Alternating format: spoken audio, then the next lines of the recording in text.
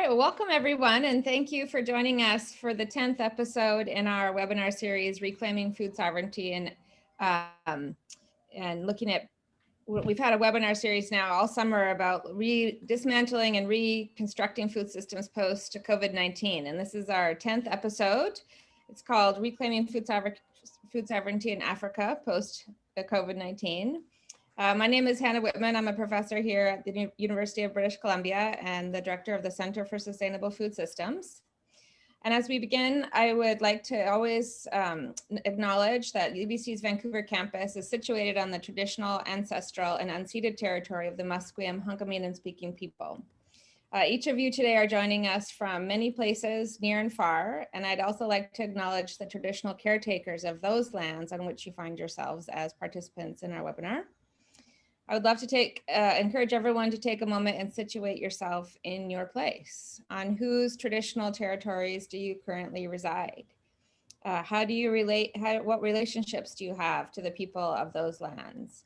And if you don't know whose territories you currently live, work, and play on, we'd encourage you to begin that learning journey today by doing some research to find out. If you're in Canada, one way you can do this is by going to www.nativeland.ca. And if you're in international locations, check out some Indigenous food sovereignty initiatives in your place of work and place of living. So today is the 10th installment in our webinar series, Building Resilient Food Systems During COVID-19 and Beyond. And this series is brought to you by the Center for Sustainable Food Systems, the BC Food Web, and the Faculty of Land and Food Systems. And this episode in particular is co-hosted by the Lu Institute Network for Africa at UBC. Today's seminar was organized by Tebogo Lepile. Tebi, I'm really grateful to her for bringing this amazing panel together. Tebi is from Botswana, and she is in the final stages of her PhD in integrated studies in land and food systems. And she works with Drs. Eduardo Hovel and Dr. Christo Karakachak. Her work focuses on understanding and leveraging the intersections between food environments, nutrition and health, and alleviating food and nutrition vulnerabilities among the less privileged, especially women and children.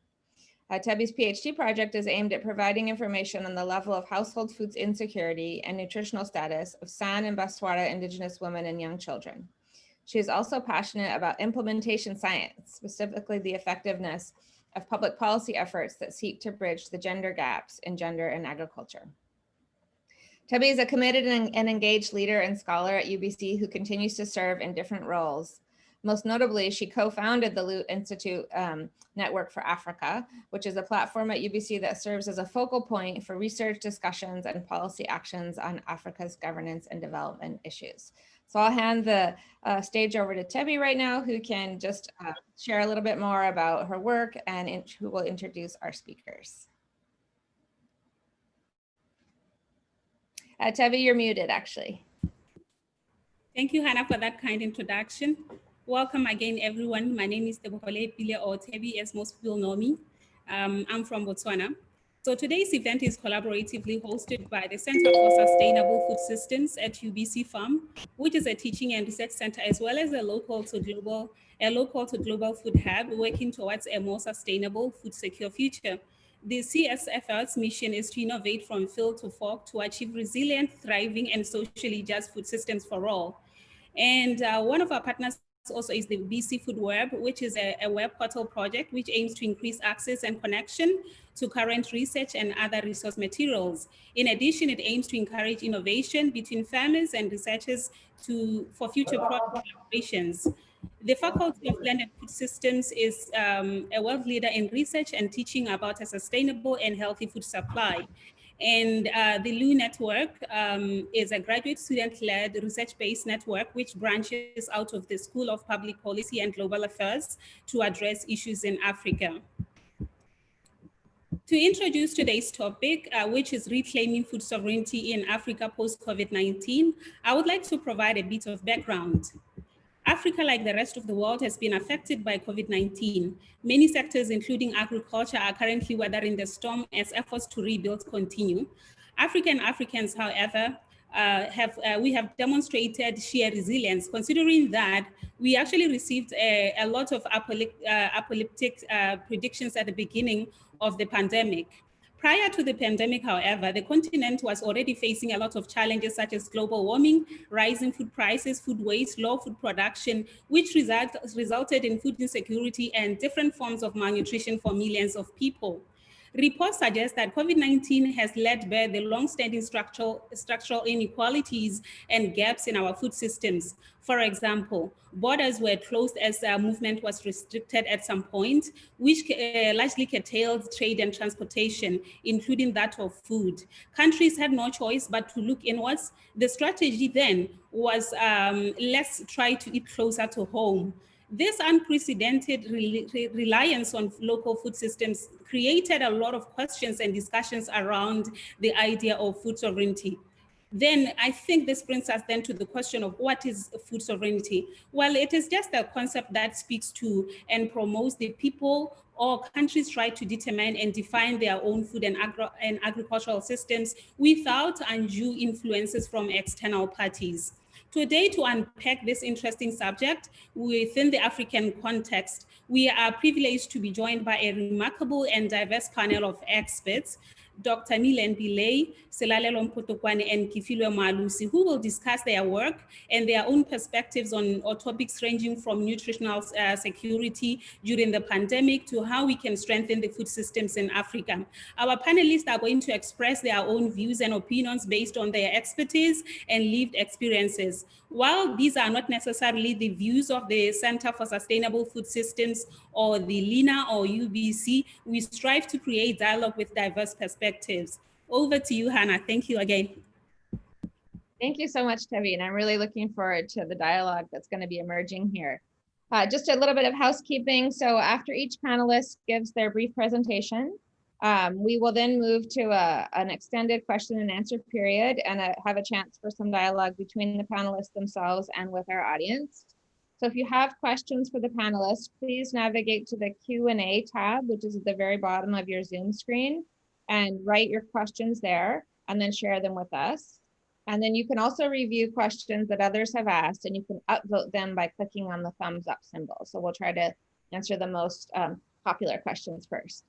Finally, if you'd like the opportunity to chat with other attendees, feel free to open the UBC Farms Facebook page. And I think Jessica will post that in the chat here. And we're streaming this live on Facebook as well. And then you can use the comment function to chat with participants there. Finally, we would like to acknowledge that these are unprecedented times, and that means we all have new working conditions. So please do bear with us and our speakers if there's any unexpected distractions or interruptions.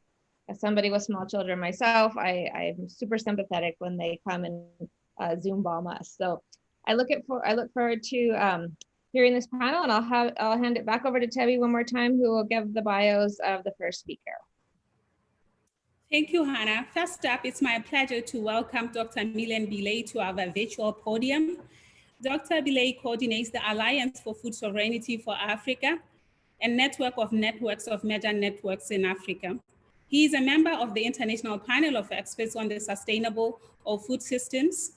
Milen is a founder of the MELCA, which is in Ethiopia, an indigenous NGO which works on issues of agroecology, intergenerational learning, advocacy, and livelihood improvement of local and indigenous peoples.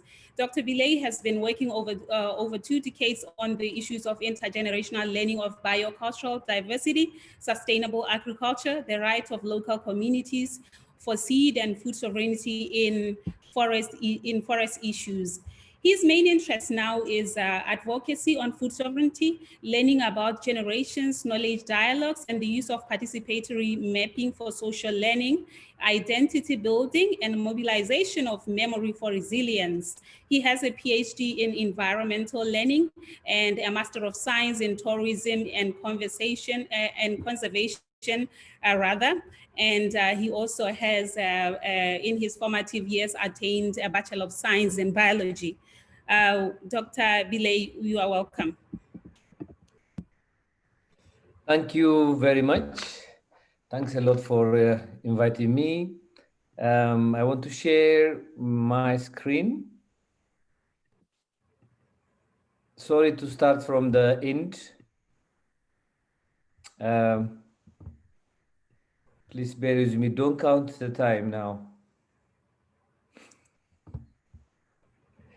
Can you see it now? Is it a full screen? Hello? It's perfect. Okay. Thank you very much. I think you've talked about me, so there's no need. I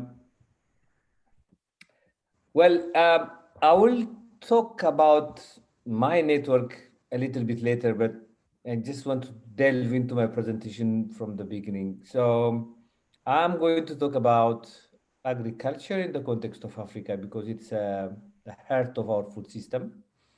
Because more than 70% of our farmers in some of African countries, and the majority of them are still farmers. The GDP of so many of African countries is dependent um, on agriculture, and the majority of the people are employed also by agriculture. So talking about agriculture is talking about our food system and talking about food sovereignty. As you have read already, I hope we have these challenges of agriculture. But how do we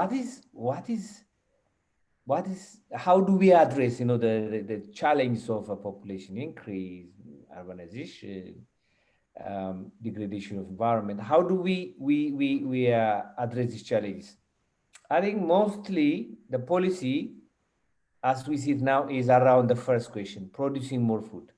Is the purpose of agriculture to produce more food?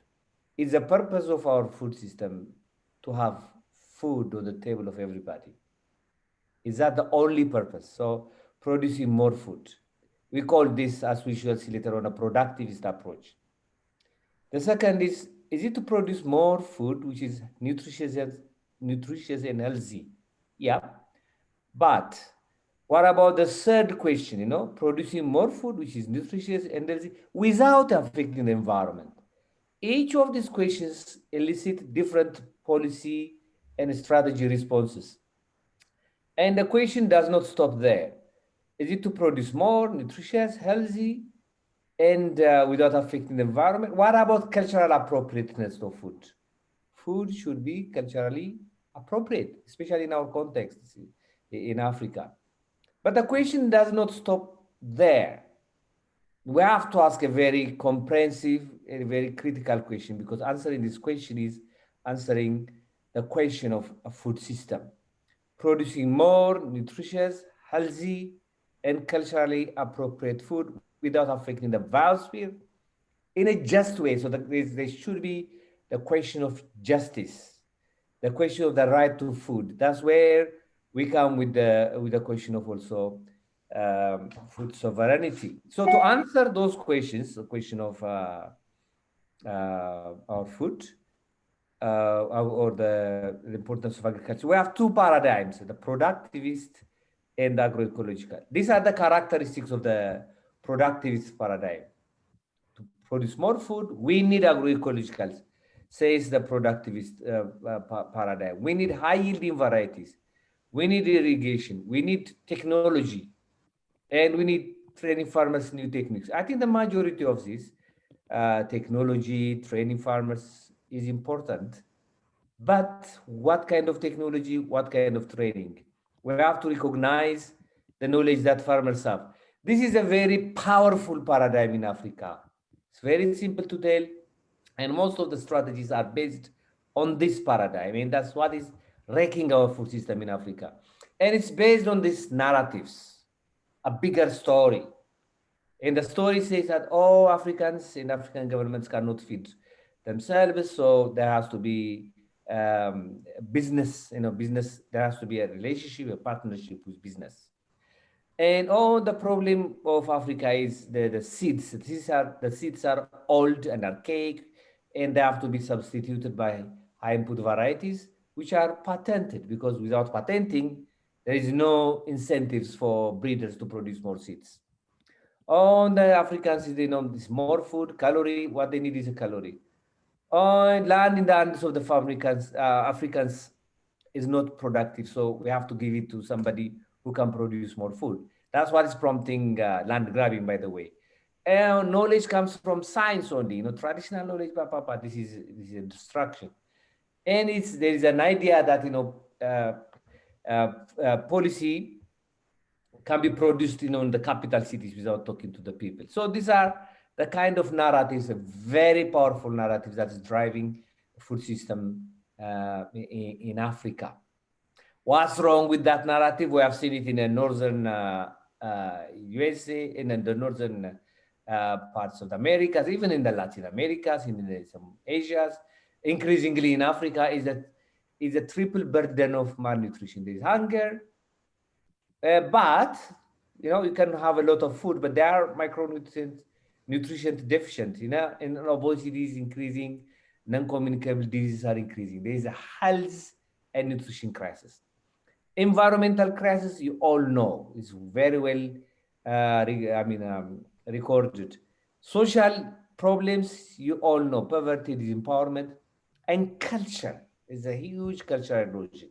So that paradigm has resulted in this one. So what kind of paradigm do we need? We are proposing agroecology. Agroecology, in a definition, is an action in change that brings sustainability and resistance to all parts of the food system, ecological, economic, and social. And agroecology is science. This is a cutting-edge science on soil, and behavior of plants, and technology. And it's also a practice, range of practices. And it is a social movement, because the food system as it exists now is unjust. So you can only fight this unjust system through social movements. And it is all those, otherwise it's not agroecology. So these are some of the practices of agroecology: conservation delay, nitrogen fixation, natural pest control, agroforestry. You all know this, so I'm not going to go deep into that. So what we did, I am coming from the Alliance for Food Sovereignty in Africa. It's the biggest civil society movement in Africa. We are working in 50 of the 55 African countries. We have fisher folks, farmers, pastoralists, indigenous people, faith-based institutions, women networks, youth networks, consumer networks, you name it, in this civil society networks also. If you want to find AFSA, you can find it here. So in 2013, we just asked ourselves, is there agroecology in Africa? So we wanted to make a case, an evidence-based and coherent case for agroecology as a sustainable long-term solution for farming in Africa. So we collected case studies around agroecology, land, pastoralism, and seed. We did research, and you can find the research on our website. These are the places where the cases were collected, and we published our cases, which we got from those African countries that you saw. So some stories. Story number one, quickly, is a never-ending food in Malawi. It's a case in Malawi where a group of individuals say that maize-based food is killing Malawi. It's not nutritious. So do we have other vegetable-based food in Malawi? So they gathered women, older women who are very, very knowledgeable, as you know, and they have asked them whether there are vegetables that can be eaten. And they identified over 300 varieties. And out of these 300, about more than 100 of them, they brought them, they collected them, and they planted them in their permaculture garden, and they are growing them now. That's the first story. Second story is African leafy vegetable. This is a story of consumer demand driving agroecology in Africa. It's a Kenyan case where supermarkets start to have leafy vegetables, and they demanded leafy vegetables from farms, and the farmers were motivated to plant more leafy vegetables, and the consumption of leafy vegetables in Kenya has increased because of this. So this is consumer demand driving agroecology. And this case is, the system of rice intensification was first started in Madagascar in Southern Africa. And later on in Ethiopia, they started to practice system of crop intensification, which means planting with space, instead of broadcasting, they just plant each of the seedlings in a space, and productivity has quadrupled. And this shows you that without using any chemical, and only managing your farm can increase productivity. The last case study is another story from the northern Ethiopia and Tigray, and what they did was they three strategies. What was it? You doing compost, soil and water conservation, and increasing the plant biomass of the area. Because of this, a big landscape was rehabilitated, and this program became the program of that region, and later on the program of Ethiopia. Also, Ethiopia has a program on this kind of initiative now. Just quickly, um, you know, these five crops, barley, durum wheat, maize, teff, and faba bean, are so critical for Ethiopia. So some years ago, an experiment was started. On one plot of land, there was no chemical.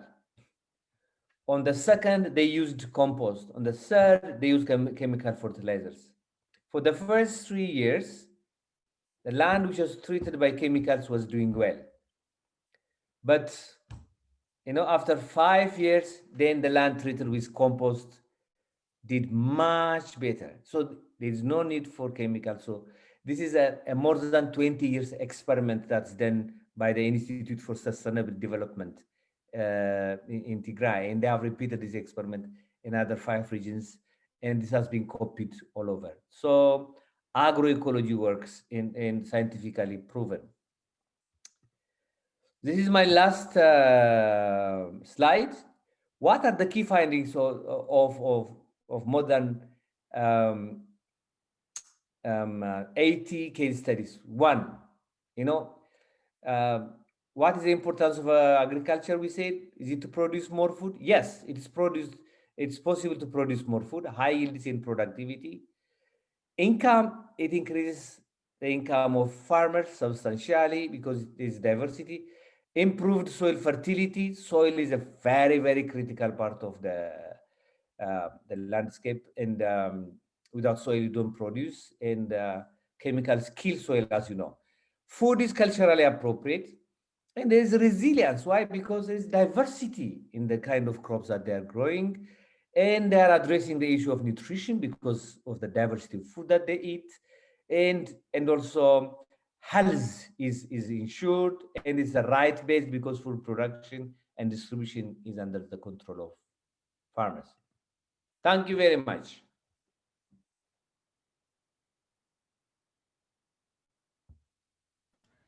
Hello.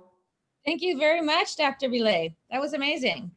It's so impressive to see what kinds of diversification are happening in landscapes that had, really had land taken away from traditional farmers and indigenous peoples in Africa, and to see this opportunity for local food systems to become vibrantly independent again and to create new relationships with urban consumers. And I'll probably ask you a question about that in the question period, about what is the relationship between agroecological growers and more diversified production systems in Africa with the increasing urban populations in various regions. So I'll ask you a question. I'll save that for the Q&A period. But in the meantime, I'm going to hand it back to Tevi, who will introduce our second speaker. Thanks again, Dr. Bilay, for your great insights. And like Hannah said, we will get back to discuss more later.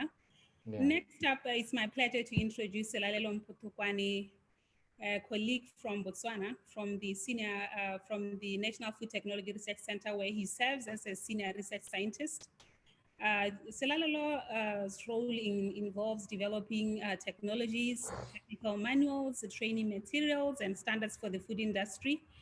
And he is an accredited trainer. He holds an MSc in Food Science and Technology from University of Ghent in Belgium, and LLM in Intellectual Property from the University of Turin. I hope I'm pronouncing that right. And he also has a BSc in Agriculture from the University of Botswana. Mr. Mpotokwane's research interests are in developing and commercializing Botswana's indigenous raw material-based foods. He's a task team member on Botswana's domestication of the CBD's Nagoya Protocol on access and benefit sharing, a notable output being the drafting instructions for Botswana's upcoming ABS bill. He's a Natural Resources Technical Committee member and was also a member of the Botswana's Indigenous Knowledge Systems Policy Reference Group, as well as the Climate Smart Agriculture Working Group. Welcome, Selalelo, over to you. Thank you. Thank you, Tebi. Right. Okay, so I'll start. Is my screen visible? Not yet. Okay. All right, thank you very much. My name is Selalelo Mpotokwane, as Tebi has just said, and I'll be talking about the Botswana case. Just to give you context, Botswana, for our international audience, is a country that is in Southern Africa. It's landlocked. Its economy is mainly reliant on diamonds. But there's a transformation agenda for the country to move from upper middle income to becoming high income by 2036. So that's Botswana there. And like I said, for context, the size of the country is roughly the same as that of Kenya, that of France, and that of Texas. And that there is the flag. So Lilo, your screen is not sharing yet. Can you try Oh, again? it's not. Oh, okay. Sorry about Sorry that. about that. Okay. Sorry Right. to interrupt. Right. No, thank you. Thank you so much. Okay. That should do. Right. Is it showing now? Yes, that's good. Thank you. Okay. Sorry about that. That's okay. Right. So I'll just start with this little map to show where the country is. I just explained that is a landlocked country next to South Africa, Namibia, etc. And that was the flag. So Botswana is a diamond producer, and agriculture contributes only 2% to the GDP, but it employs a lot of people. The industrial sector is quite a contributor as well, almost 30% to the GDP. And then mainly we have the services sector as the main one, about 60%. Right. So right down to the topic then of food sovereignty, we are talking about the right of peoples to healthy and culturally appropriate food that is produced through ecologically sound and sustainable methods, and the people's right to having their own, defining their own agricultural system as defined in Yele. Right, so the concept is broader than that of food security in the sense that it also encompasses issues of food preference. So it's broader. It involves the community's power to democratically decide about their water, the land, their seeds, etc. Now, the food security concept is looking at availability of the food, access of the food, utilization of the food, stability. So there really isn't much of a people's factor there. And so despite this intention to address dietary needs for everybody, you find that indigenous or traditional systems are usually left behind. So I'll go on then and look at the value chains, for example. This is how we have the value chain generally in agriculture, given the example of horticulture. Right. There was an indigenous knowledge systems situation analysis that was done back in the day, which revealed the following as domains that are relevant to food security: arable farming, livestock rearing, traditional food systems, and then field or forest products. So a homegrown sustainable system of food supply is therefore ideal. In terms of our land tenure, you find that exclusion of human settlement from wildlife reserve areas across Botswana while promoting tourism, which is Botswana's second income earner after diamonds, restricted communities to conventional agri systems, hence reducing food food diversity. Right. When we put Botswana in context, uh, when you compare it with other countries, you find that the arable land per person, in terms of hectares per person, we are equal to Kenya. We are a lot smaller than France, our neighbors, Namibia, South Africa. We have the arable land that they have available. But you look at Switzerland, and considering it's such a, you know, a big exporter, then there's a lot that we could also learn from them. We are below the world average of 0.919 hectares per person. Right. So there are plans. Government has put in place systems. We have integrated farming, which has now reduced somewhat the pressure that we had before, where people would have, one person would have about 3 different settlements, the village, what we call the lands, as well as the cattle post. Right. In terms of pharmacies, the country is doing quite a bit. In terms of preserving genetic resources, we have a genetic resource center in Sebele, and we also have, for example, a botanical gardens. And we also have forest reserves across the country, mainly in the Chobe district. Right. So to promote biodiversity through conservation, when you look at our mortality rates now, this is where I want to bring it home and say it's necessary to have these things, to have better diversity like that, so that people can have access to their own choices of food. So you find that our higher total health expenditures of about 397 US dollars per person, which is now at 466 per person, it was quite high, and our mortalities were found to be quite high compared to other sub-Saharan countries. In terms of the health expenditure, about currently, Botswana spends about 466 compared to Kenya, which spends 77. So we spend a lot more, but we spend a lot less than France. We spend about the same as Namibia, South Africa, who are our neighbors, but less than the world. So there's need for more biodiversity for Botswana to address health issues and not to rely too much on medicines. And our permanent secretary in the Ministry of Agriculture and Agricultural Development and Food Security has recently emphasized this, that COVID-19 has shown us that we have been reliant too much on our neighbor to the south, South Africa. The government has always had this program of cluster fencing through the integrated agricultural programs for arable agriculture. Group fencing, etc. So this is what we've had. We've had these subsidies, and I'll just show the difference with what is now, which is still there. For example, you see that here we've been having hybrid seed for maximums of 5 hectares. You'll see ahead that currently is now down to 4 because of cost constraints. We have the Botswana Agricultural Marketing Board, which had grain reserves just before the lockdown, which was on at the beginning of April. We had enough to cover 9 months with our main staple, which is sorghum. Just 1 month's cover with maize and 2 months cover with beans. And these are the targets. So the CEO was confident that we could cover up to 9 months. And we're seeing as this came, the lockdowns came at a time when harvest was due, where we estimated that an additional 12 months could be added to our food security. So work done by my organization, the National Food Technology Research Center, has revealed the following top 25 of indigenous raw material-based foods that Botswana want to actually see on the market.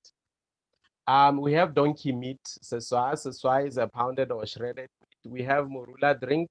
I've put the scientific names there just so people can have an idea what we are talking about. And the one in red called morama, the oil is of a similar quality to that of olive oil. And we actually suspect it could be superior with more selection over time.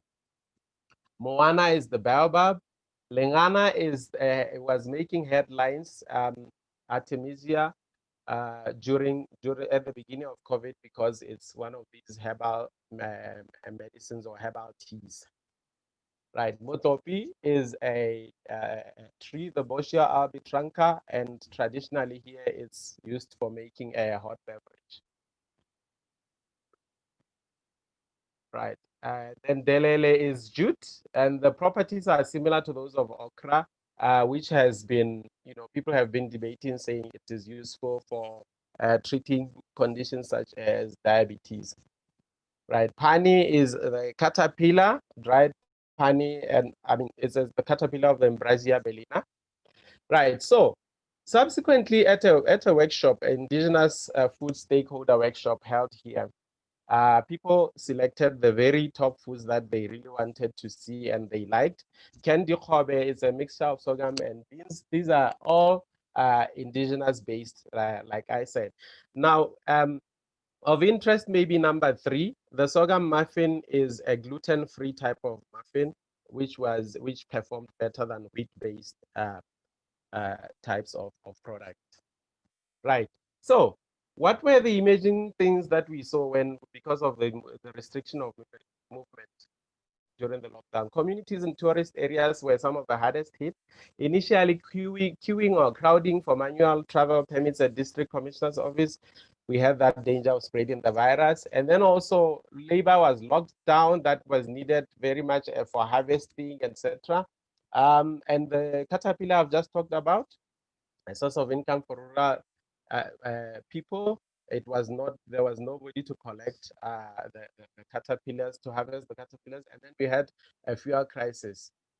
Right. So we got a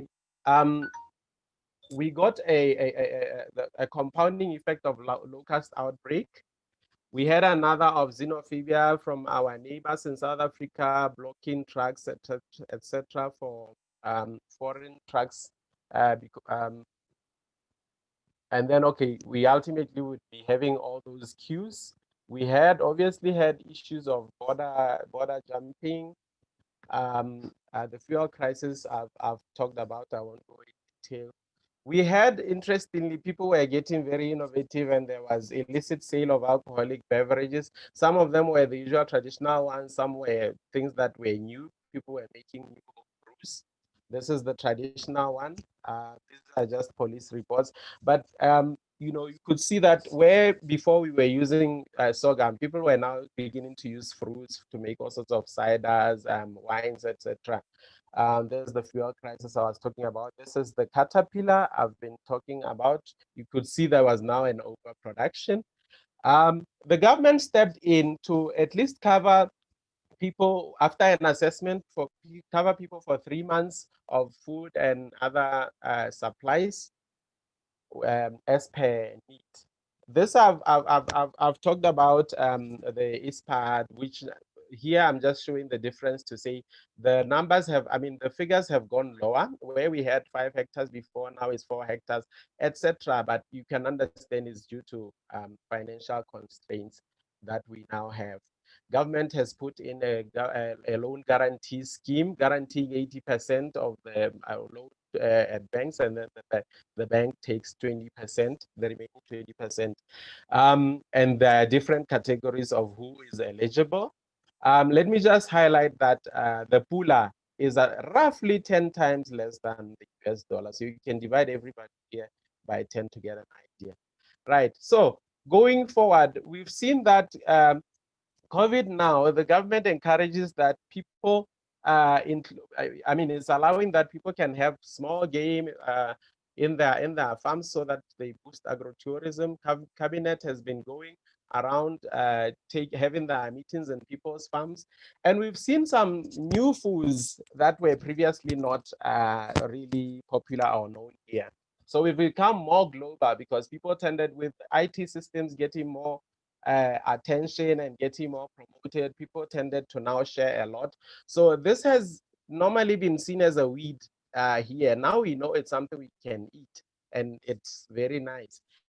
We've had people sharing on Facebook. This is one of our former clients. She's selling biscuits from using that flour from the Morama. This is still her, and this is simply her saying, you know what, I've been making money, and this is her showing the money. Times are good. These are the famous herbal teas that we were talking about.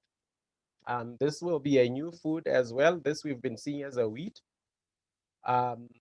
This also has been a wheat. Now we know there are some international products out there. So people were engaging quite a lot because people were bored, people were in lockdown, and there were all sorts of challenges. There were home deliveries, packaging, simple grains. You know, now we have them packaged nicely. So these are just pictures that I'll flash through. They will be available on the presentation, but I just want to go now to the end to say, going forward, what are we saying? This is the innovation I was talking about. All sorts of products, even in terms of packaging, you could see we took a leap, you know, we took it several notches up. Even things that were just put in plastic bags, now they came in very, very interesting packages. This is a professor of pharmacognosy. He's very influential in Botswana in terms of the research of using natural products. And this is using watermelon. Right, and this is our Botswana Innovation Hub, promoting, you know, soliciting for people to put in some proposals. Right, so I'll just go to the very end now, because this is quite long as it is. I just wanted to highlight here that these touristic areas, to a large extent, they did not have people there did not have the opportunity for growing things, and so there's got to be alternative ways of seeing how to sustain livelihoods. So I'll just stop here and allow us to proceed further. And just to say that the government has been doing a lot. We need to now just say, we know we have these species, they are protected, they are saved, even in gene banks. We just need to now educate our people in terms of growing them. Thank you very much. Thank you so much. That was so interesting. And I wanted to try all of those new foods. We've seen a really interesting similarity here, and there's been some new marketing initiatives, and a lot of local farmers are finding new opportunities to process their products and get them into the hands of local consumers. So I'll be interested to talk about that in the discussion section as well. Just a quick reminder for our audience, please do share your questions with the panelists and with the moderators in the Q&A box down below. So we will be getting to those questions. There's some really interesting ones there already. We'll be getting to those questions after our third speaker. So I'll hand it back over to Tevi to introduce our third speaker, who's just arrived from South Africa. Thank you, Hannah, for that. And thank you again, Lalela, for sharing. I'm looking forward to a very robust discussion following this. And last but not least, I'm thrilled to introduce Kifilwa Mwalusi. Kifilwa is a nutrition and food system specialist, and currently she is the acting head of nutrition under the supervision of the Director of Human Capital and Institutions Development within the African Union Development Agency, the AUDA, formerly known as NAPAD.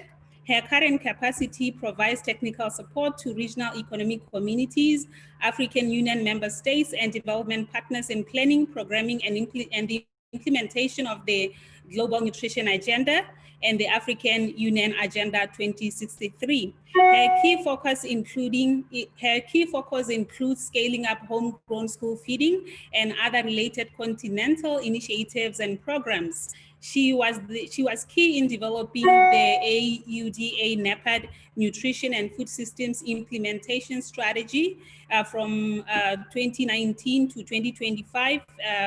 And prior to NAPAD, she has served for about 7 years at the Ministry of Health, the Public Health Directorate, as Food Safety and Nutrition Officer in Botswana. Kifilwa holds an MSc in Food Safety and Quality Management from the University of Greenwich in England, and a BSc in Food and Nutrition from Cape Peninsula University of Technology in South Africa. Over to you, Kifilwa. Thank you for joining us. We understand that you are experiencing some storms in where you are. Thank you so much for making it. Yes, thank you, my sister Tebile Pile. Thank you, Hannah, the moderator of the session. Greetings to everybody that is in this call. First of all, I'd like to apologize for the delay. We're experiencing climatic condition. We have experiencing storms and rain from South Africa. However, I'm grateful to be in this platform. Next slide, please. My presentation outline is just as follows. I have only 5 key areas to focus on, and it will take about 10 minutes. Next slide, please. First of all, I just want to highlight what we are faced with according to the state of food security and nutrition in the world. Sophie, as you may know it, have highlighted that the COVID-19 poses a serious threat to food security. Already from Africa, we have disruption of food systems. As my brother has said, Dr. Salalelo, our borders also has been closed, and many African member states, they do food exportation, and that has already affected the availability of food in the respective member states. Of course, the malnutrition rate also is exacerbated by the COVID-19. Next slide, please.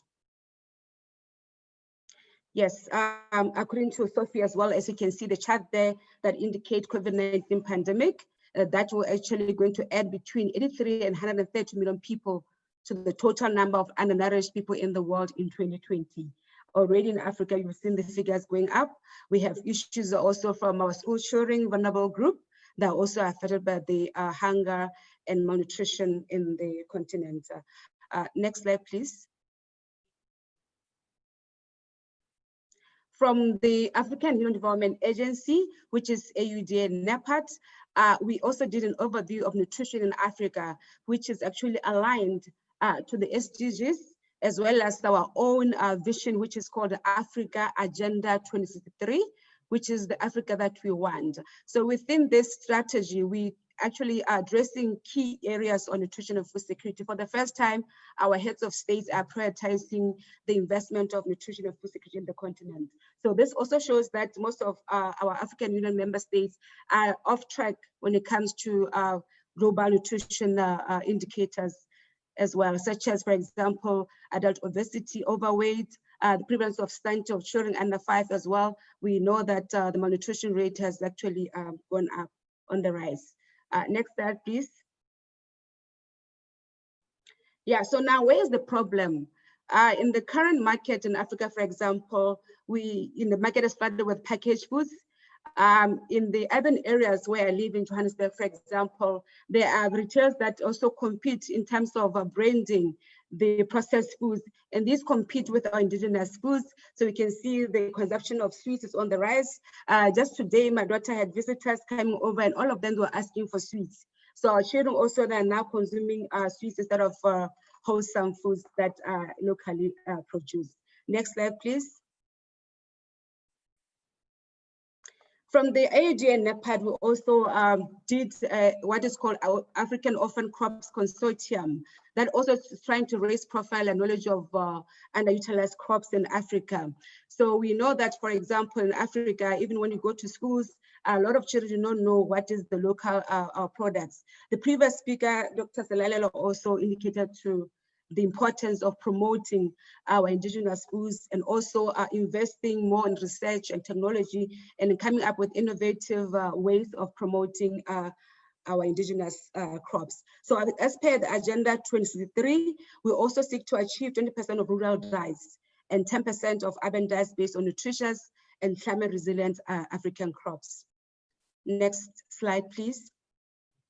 Just to give you an example of orphan crops that we're referring to in the continent, if you look at, for example, orphan crop in okra, called okra, in Burkina Faso, is also not consumed well there. We also have teff that the research there in Ethiopia is also doing a research on teff, and also Bambara groundnut in Zimbabwe. We have an institution that is actually doing more research on Bambara groundnut going forward. Next slide, please. So now, what is the role of indigenous foods in Africa? Next slide.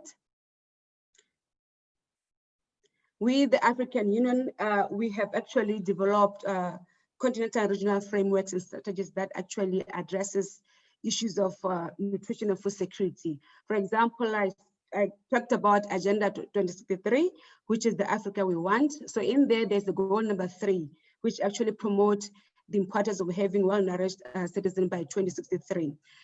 Within that also, we have developed a nutrition and food systems implementation plan that also promotes the investment of indigenous foods and also promoting policies on nutrition and food systems.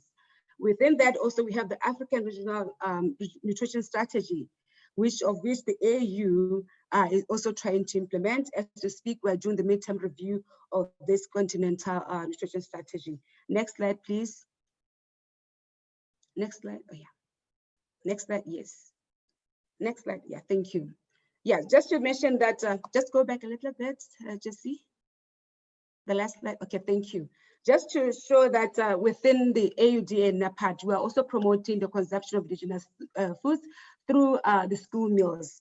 For example, last year, we actually had an assessment of school feeding in Africa, whereby we met with the Ghana government, and we learned that in Ghana, for example, the children are given okra soup with banku, and these are local products.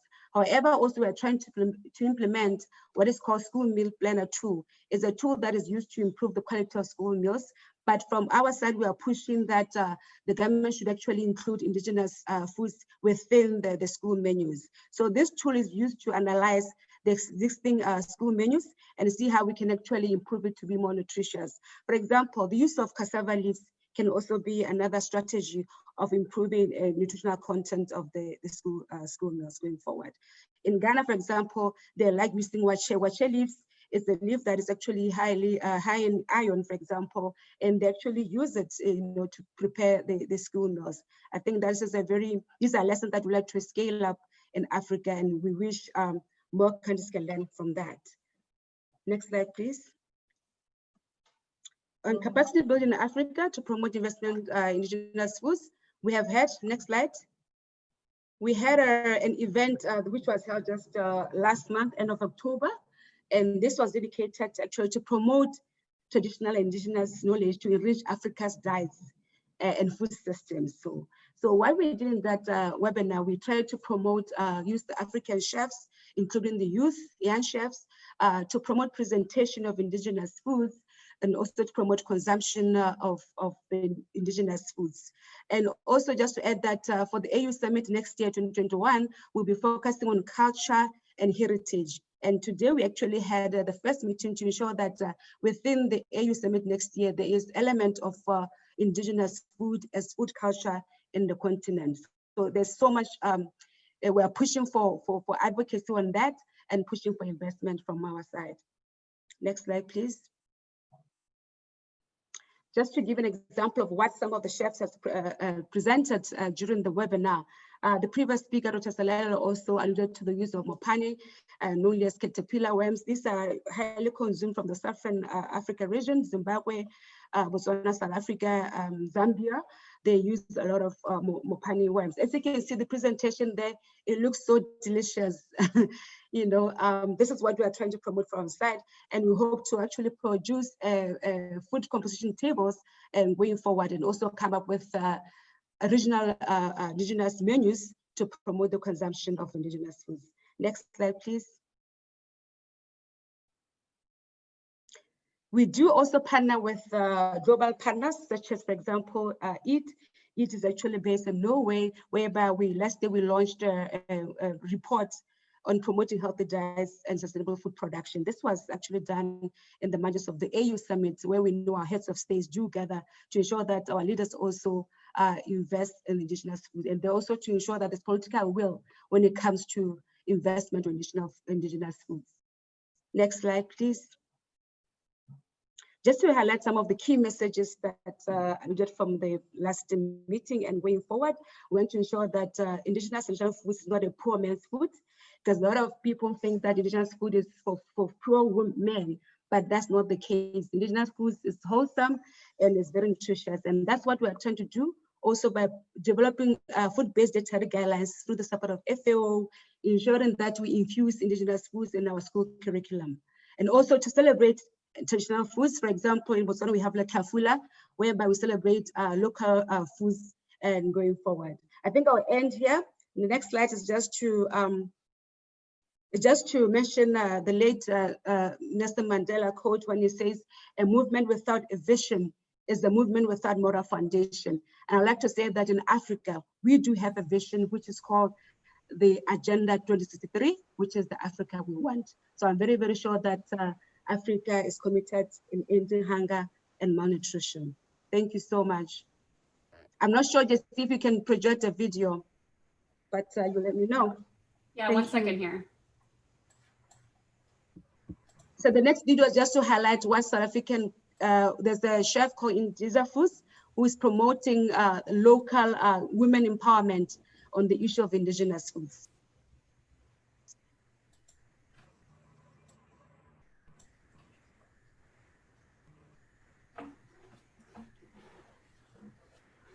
This is just indigenous foods in South Africa. And this project is all over the provinces in South Africa, 9 of them. And she's working with a lot of women at local level to actually empower them in the use of indigenous foods.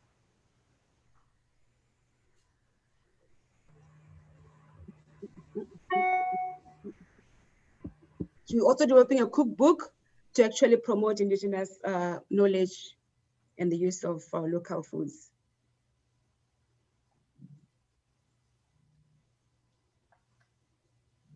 So we have different recipes from different countries. As you can see, our women. And these are food festivals that I just spoke about. Local beer from sorghum. Food festivals as well to promote indigenous foods. Many of them, the food presentation.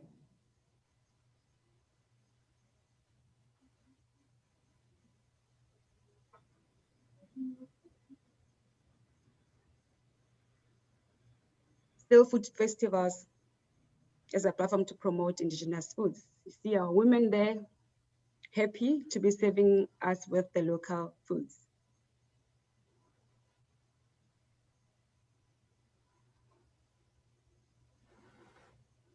So this is it from my side. Thank you so much for attention. I just got very hungry seeing all that. Lovely. Great. Well, I really appreciate that final presentation. And the panelists have all talked from different perspectives on the intersection between food sovereignty or revitalizing more local control over food systems.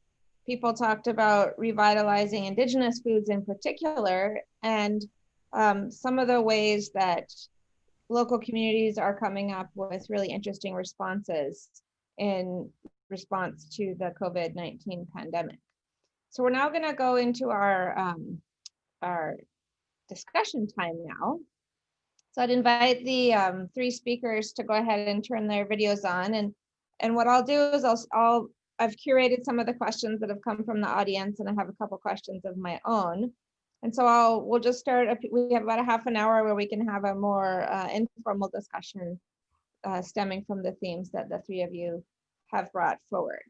And so I'll start with one of the questions that came from the audience, and it's a very big question. And maybe each of you could just take a minute or so to reflect and summarize.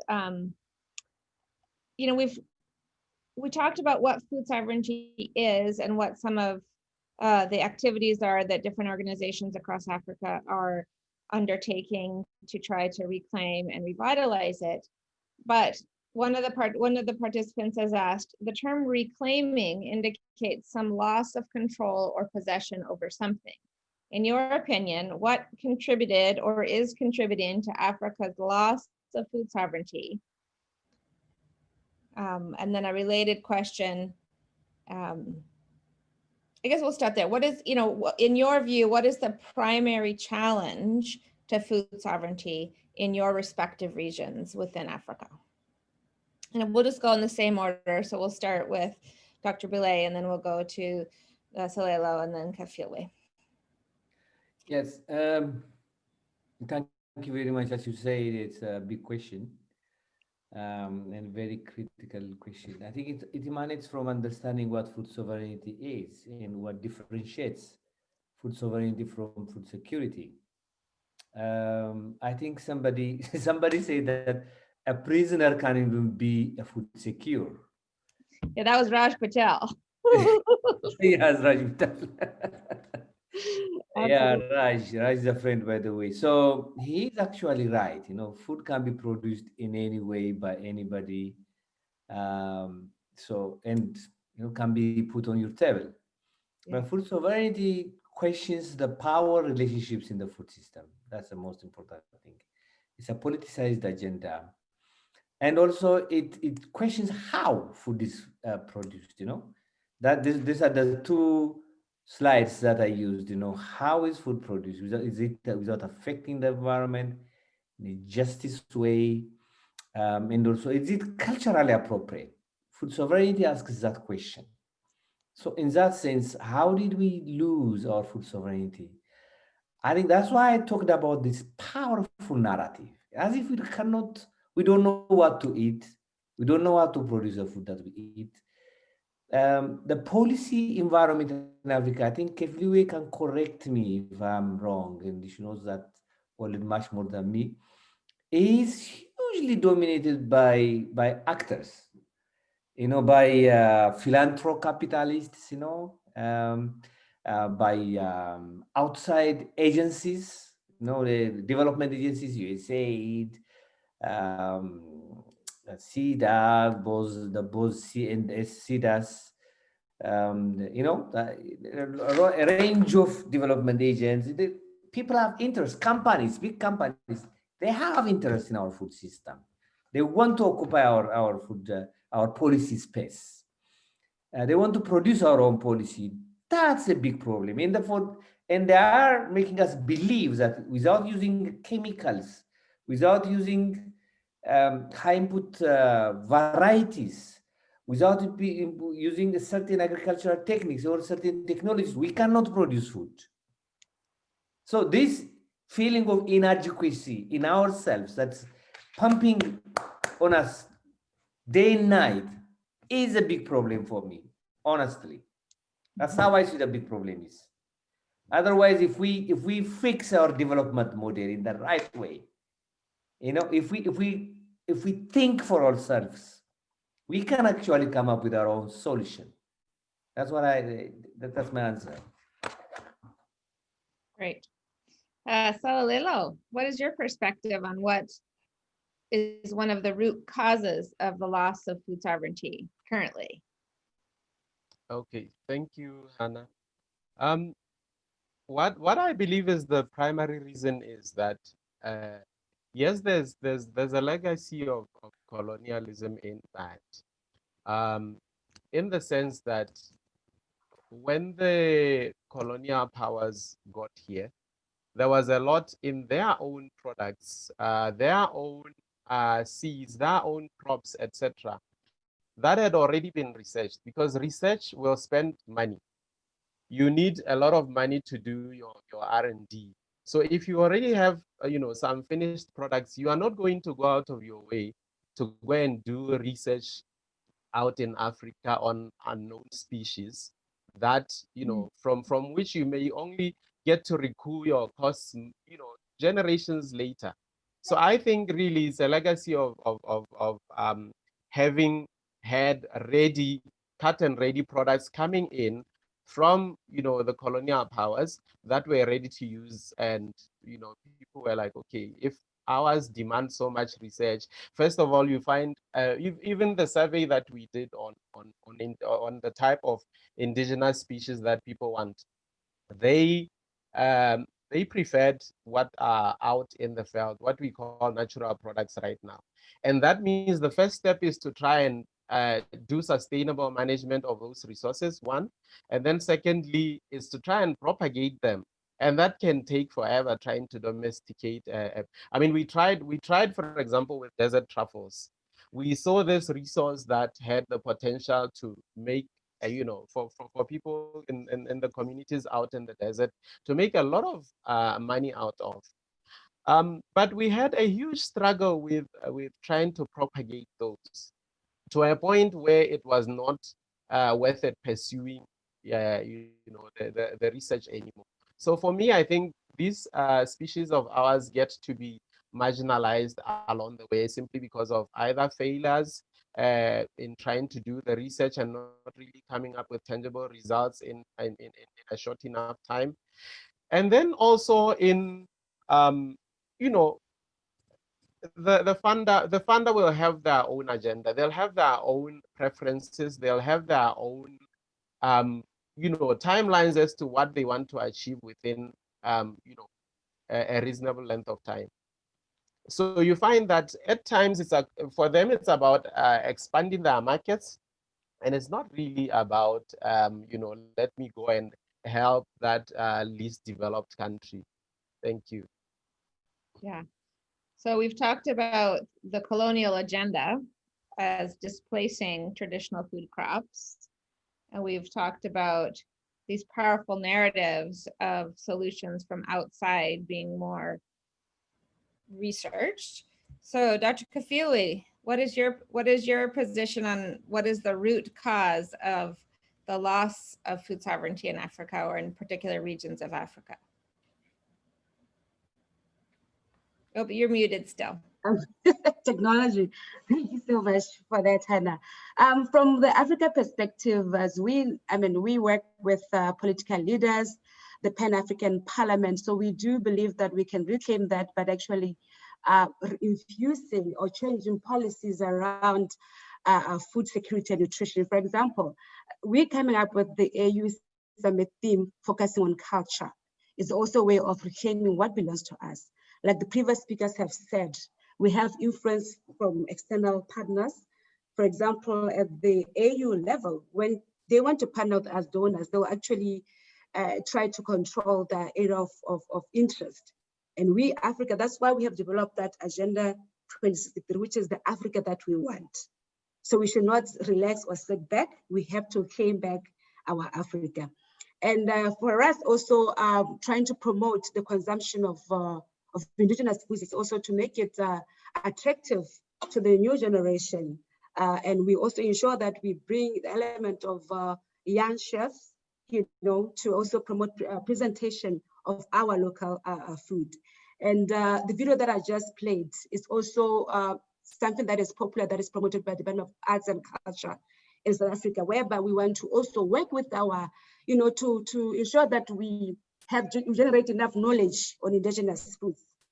How do we preserve that knowledge? So from the AU NEPAD side, we work with these local women and ensure that they empower us, or they empower the youth. And secondly, we also want to come up with a continental indigenous food composition table, which FA will be supporting us to develop. And I think if we do regional composition tables in conjunction or in collaboration with research institutions, I think that will also boost our position as Africa when it comes to our traditional crops or traditional diets. So there is so much that we want to do, and I think next year is going to be amazing. It's the year of UN Food Systems Summit, but we want to ensure that our indigenous food systems are not broken. We want to ensure that they are restored as well. So I do think that policies can make a big change. Thank you.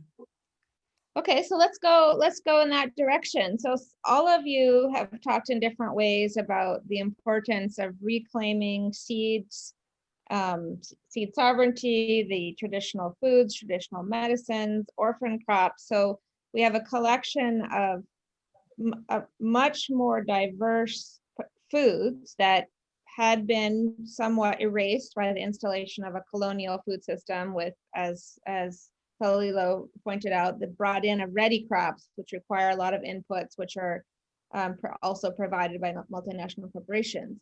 So if you've mentioned this growing interest in reclaiming these food systems, documenting the knowledge, making it more available to young people, making it more available to local food networks, marketing, innovation, et cetera, et cetera. So there's a couple questions from the audience that kind of speak to this issue of reclaiming and revitalizing seeds. And so I'll pose a couple of the questions that they've listed. One has to do with a concern of one of the participants about refined foods, and the participant says food security should emphasize the originality of food items, and policies need to promote the originality of foods.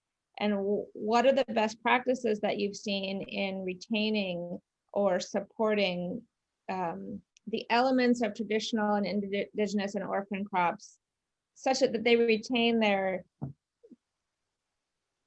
elements of indigeneity and they aren't just used again as an ingredient?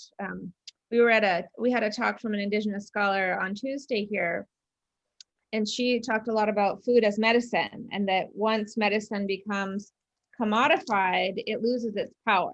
And it was a really powerful conversation about some of the dangers of commodifying indigenous foods, while at the same time, lots of consumers and communities are wanting to use the power of exchange and marketing to revitalize these very same foods. And so I guess I'm asking you all to grapple with that a little bit. So for Dr. Pillay, what role do agroecology or food sovereignty networks have in protecting the essence of indigenous foods and the sort of intellectual property associated with indigenous foods and medicine, while at the same time revitalizing access to these foods through marketing networks? And then Dr. Selele, what can food science offer in terms of ensuring the regeneration of traditional food crops so that they can also adapt to climate change? What the multinational seed sector says is that we need to genetically engineer seeds and use a lot of inputs in order to adapt to climate change. And what agroecology would say is we need a more diverse range of food crops being grown that can, in each region, adapt appropriately to climate change. So my question for Selelelo is, what can food science and research and development offer to agroecological research to strengthen the climate adaptability of traditional and indigenous foods? And then back to Dr. Kafile, what can policy do around ensuring that research and development does focus on diverse regional development rather than, again, bringing in particularly seeds and other kinds of commodity inputs from the outside? Is it me first? Yeah, well, let's just keep going in the same order. Okay. Okay. I come from a social movement, the biggest social movement in Africa, and we are doing some cutting edge work. The last one being organizing a huge event, which had over 900 registered participants from quite recently on markets, exploring the value of the power of markets for transition to agroecology. And the final decision was to work on territorial markets as a very critical component of the transition to a better food system. As you know, in the indigenous knowledge, there are 4 critical parts in the relationship of food to people, to as a central to food. Food is a spiritual element, food as a spiritual element, as a way of our communication with our world, as a way of how we see this world. So it's a spiritual component of so many people. And the second one is food as a medicine, also as food itself, and as so many things that are, under the banner of livelihood. There are a lot of activities, including medicine and food, whatever. And they are the basis of our knowledge, and our language also. The food, my mother knows more than 60 varieties of spices, and in how they are prepared and stored, and in so many ways. The combination of food that she knows astounds me, to be honest with you. In that knowledge, and she has a language and a name for of it, And we have a name, in South Africa, we have a name for them, different name. In Botswana, different name. Two countries side by side, but there's a lot of work. And they are centers of our governance. Food as a center of our governance also. It's very critical that we revive African food. We have published a document quite recently, which I will be happy to share with you and also with Dr. Kifliwe. It's a very critical food. The importance of indigenous foods for fighting pandemics, including COVID. And it's been translated into so many languages now, the publications that we did. So yes, we need to do something. And we have lamented, we have cried for so long. Now there is a time for action in Africa, and we have to act, and we are acting in so many ways, including developing a new food policy for Africa. We are doing that with the African Union Commission. Thank you very much. Thank you. All right, Dr. Silalelo. Thank you. I'm actually not a doctor, but I'll take that in. Okay. What I would say is that working for an organization that does product development and then commercialization, I mean technology transfer and commercialization of those technologies, we are more or less like on the demand side of things, whereby we demonstrate to potential takers that these products that have just been flashing on the screen are actually doable. And there are standards to meet, which are not so very difficult to attain. And having been able to convince a potential manufacturer that this is a business worth venturing into, what then remains is for us to convince the person that the raw material will be available. And a lot of these raw materials, like I indicated, are out in the wild. And it's important then to demonstrate that they can indeed be propagated, or they can be sustainably managed to, to a level where at a level where they do not risk disappearance. So it's very important. We have a strong link with our, for example, Department of Forest and Range Resources, because that's really our main stakeholder when it comes to things that are not traditionally agricultural, in terms of getting them from the wild and into agriculture now to be propagated, or in terms of making sure that they are protected in situ. The country has gone on to develop to establish what are called special ecological zones in response to what you were saying about, specific crops being suitable to specific areas. So this is an answer to that, there's no point in forcing people to, or saying, I have this particular seed, only to find that in a particular area it will not work. And then lastly, there's a draft indigenous knowledge systems policy that should be coming up in not too long, where now we have established what our traditional people want to see, what they know, and the genetic resources that are out there. And they have told us what the genetic resources were used for.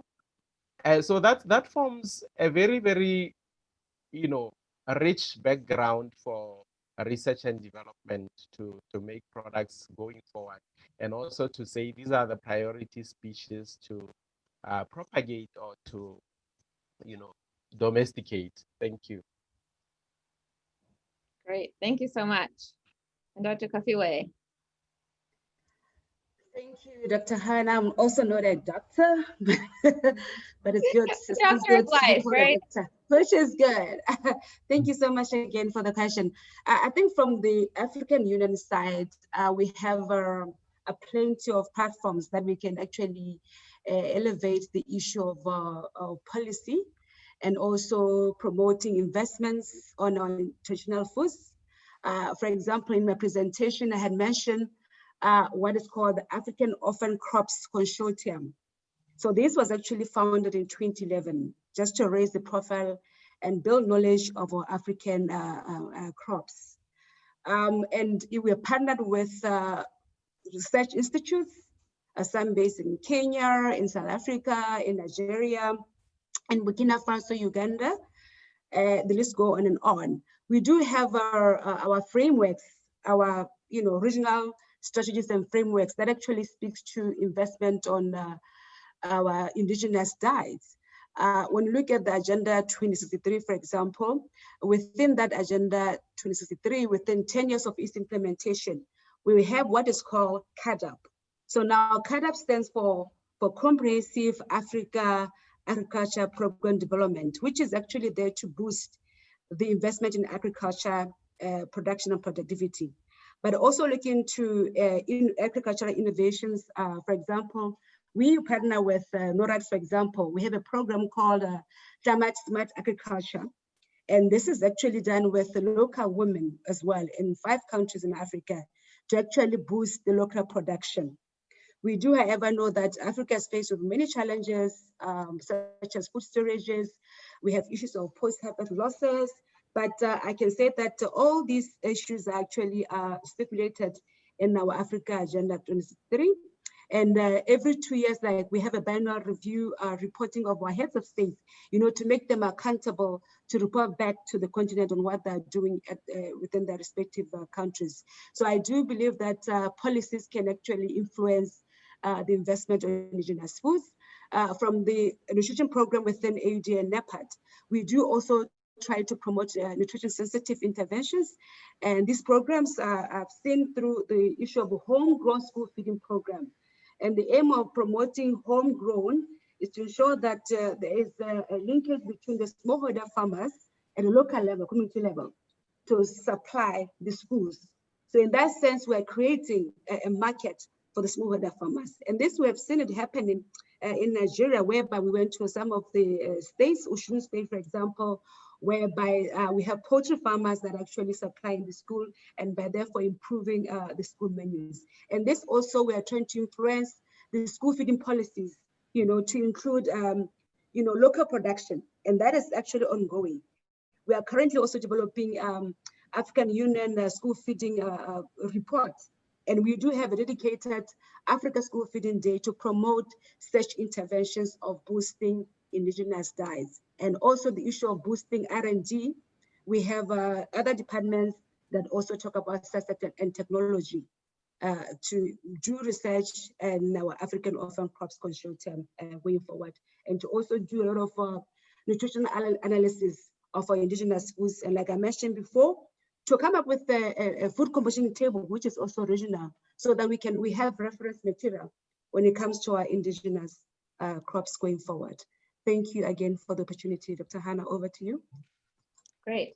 Well, I think we have time for just about one more question. And so one of the panelists was asking about food trade, so food that's produced in Africa and marketed globally, so exported to Europe or North America, and then vice versa, foods from North America that are exported to Africa. And she was wondering, what roles does global food networks have in influencing better or worse food sovereignty in Africa? And that's a very specific question. I guess the general question that I would place that within and ask each panelist to have kind of a final remark. This is a global food dialogue seminar series. We have a lot of students participating who are trying to find their place as food systems professionals. So they're becoming dietitians, they're becoming they're working for development agencies, they're becoming teachers themselves.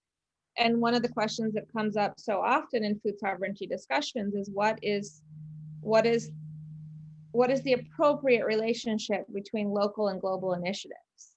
How can global actors engage appropriately, respectfully, and while respecting sovereignty in other regional initiatives? And so I guess I would ask each of you to comment as a closing statement. In order to achieve food sovereignty in Africa, is there a role for international agencies and organizations and people? And if so, what criteria or boundaries would you place upon the role of international actors if they're really truly aiming to support food sovereignty initiatives in Africa? So it's the fundamental global local question. And maybe we'll go in reverse order this time. And so we'll start right back with Kafile. You know, what, as somebody who's engaged extensively internationally, what role do Western consumers or European development agencies have in appropriately supporting food sovereignty in Africa? Okay, thank you so much, Hannah, for that. You know, like I mentioned in my presentation, we are collaborating with global partners.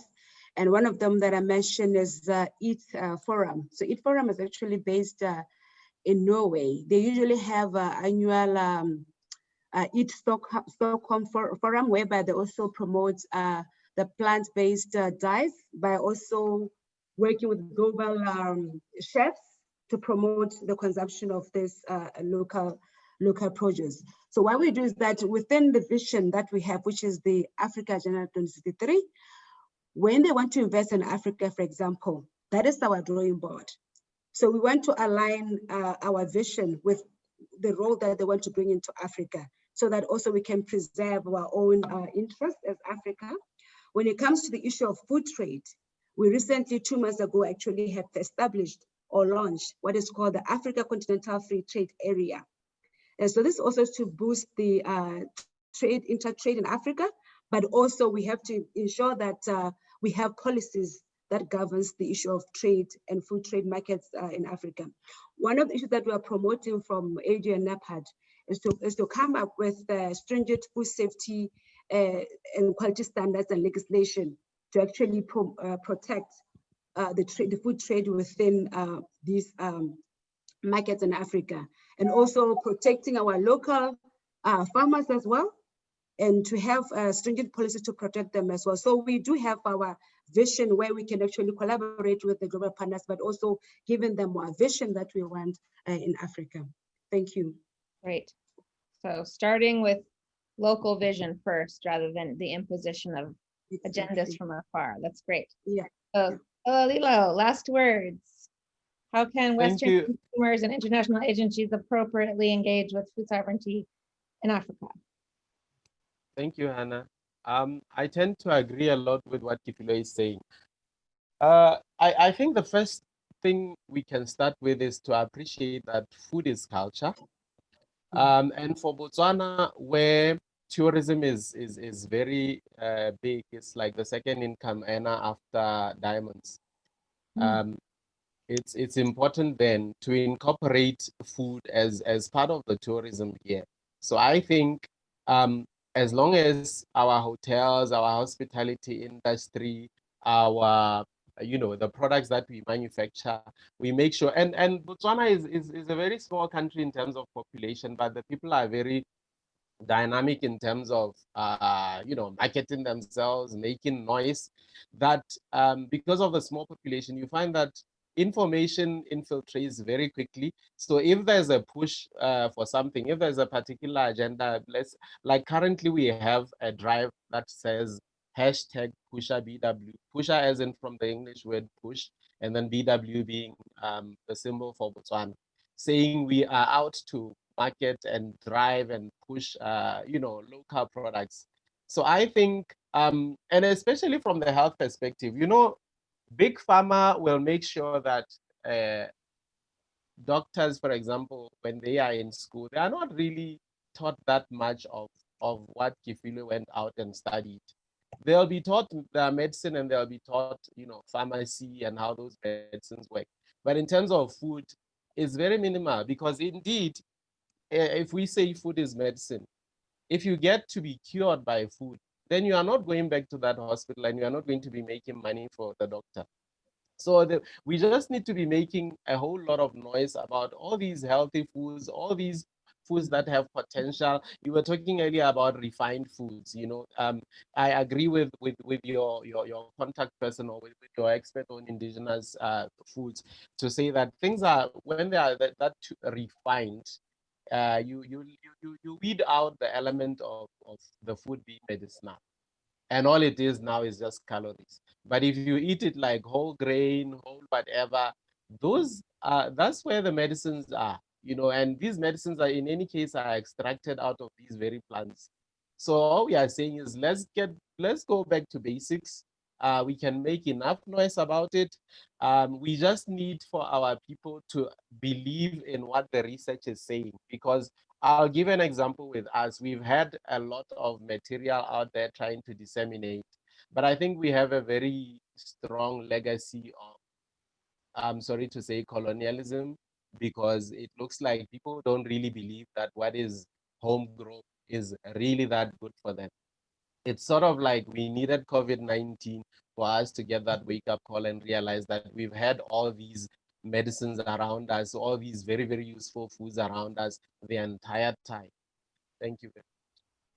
Thank you very much. And Dr. Relay, last words. Yeah, thank you very much. I read, I'm part of this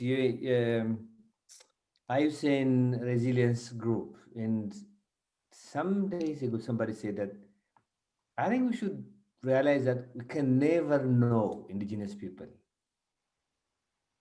That hit me. So I think the first thing that the outside society could understand is very difficult to know Africans, and they assume that they know us, and they send they recommend a lot of solutions. As an example that I can give you is there's African-European relationships. And I was looking at the agenda, and there was a meeting that was supposed to happen in October in Brussels, and it was transferred to the next year. And I looked at the agenda, and we looked at it together with a lot of civil society actors, including church organizations in Africa.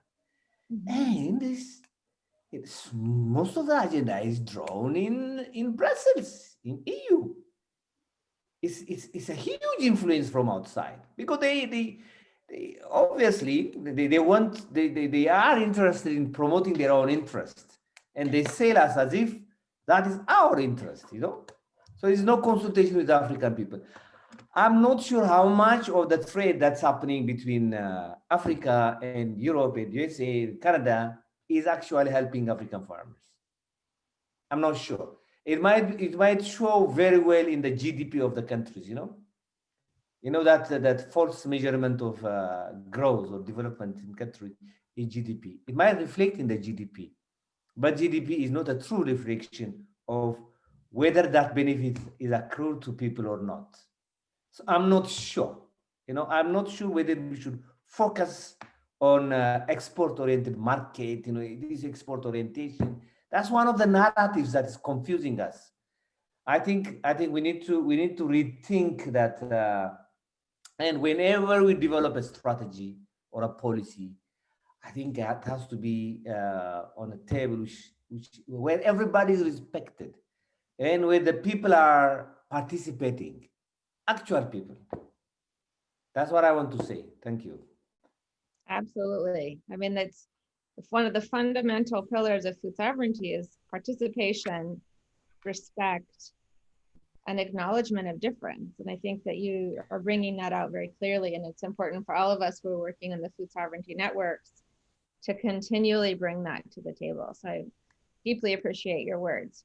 I'm going to hand the mic back over to Tevi to close up, to thank our participants and offer some final remarks. And then the time has passed really quickly and I've learned a lot. So over to you, Tevi. Thank you again, everybody, for joining us today. I am emerging from this with an excited mind, if there is anything like that. I am sensing a lot of hope. I'm sensing a lot of commitment, and above all, solidarity as we Africans continue on in this journey of reclaiming and rebuilding what is ours. First and foremost, I would like to express my gratitude to my co-moderator, Professor Hannah Whitman, for her support throughout the whole process. Without her support, I just want to tell you that this would have just remained an idea, but she made sure that it became what it is today, the product that you have seen. And once again, she gave us an opportunity to amplify the African voice, and we hope to do more in the future. We are also indebted to, we are highly indebted to our presenters, Dr. Milen Bile, Silalelo, and Kifilwe for sharing their knowledge and experience on this topic. We have indeed learned a lot from you, and it is our hope that this conversation will inspire all of us and keep on expanding research, policy work, and education on this very important topic. And we have also a very passionate and committed team behind the scenes, which comprise of Jessica, Melanie, Jacqueline, and Ali. We are so grateful for your support. Last but not least, I just want to thank the LINA Steering Committee members on this wonderful project. And I know very well that there are many unanswered questions.